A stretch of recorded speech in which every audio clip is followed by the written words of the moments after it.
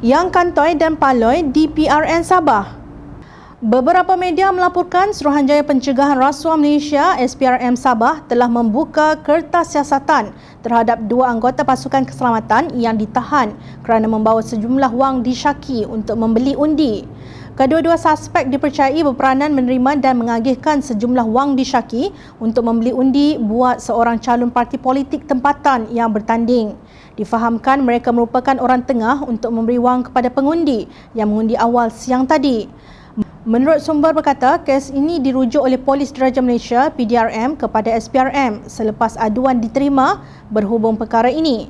Penahanan itu disahkan oleh pengarah SPRM Sabah S. Karunaniti.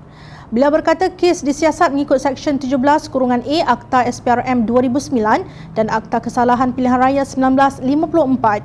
Turut mengesahkan ialah Pesuruhjaya Polis Sabah Datuk Hazani Ghazali. Kedua anggota keselamatan terbabit ditahan di Lahad Datu semalam. Saya sahkan penahanan dua anggota keselamatan terbabit. Polis sudah menyerahkan mereka kepada SPRM untuk siasatan lanjut, katanya seperti dipetik.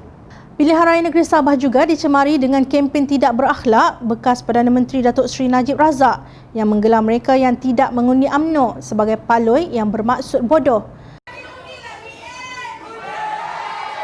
Untuk rekod, Mahkamah Tinggi Kuala Lumpur telah mensabitkan Najib Tun Razak atas kesemua 7 pertuduhan menyalahgunakan kuasa berhubung dana RM42 juta dari SRC International Sdn Bhd.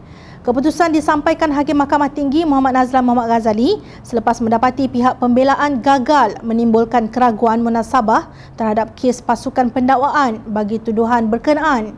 Najib didapati bersalah di bawah Seksyen 23-1 Akta Suruhanjaya Pencegahan Rasuah Malaysia SPRM. Kesimpulannya dalam penghakiman saya, setelah mempertimbangkan semua bukti yang dikemukakan di mahkamah ini, saya dapati pihak pembelaan tidak berjaya membantah anggapan mengenai keseimbangan kemungkinan atau menimbulkan keraguan munasabah terhadap tuduhan terhadap tertuduh di bawah Seksyen 23-1 Akta SPRM 2009, kata Muhammad Nazlan di petik media. Najib didapati bersalah atas 3 pertuduhan pecah amanah jenayah CBT, 3 pertuduhan pengubahan wang haram dan 1 pertuduhan menyalahgunakan kuasa membabitkan dana SRC International anak syarikat One Malaysia Development Berhad, 1MDB. Bekas Presiden UMNO itu dijatuhi hukuman penjara sejumlah 72 tahun yang dijalankan serentak menjadi 12 tahun dan didenda sebanyak RM210 juta.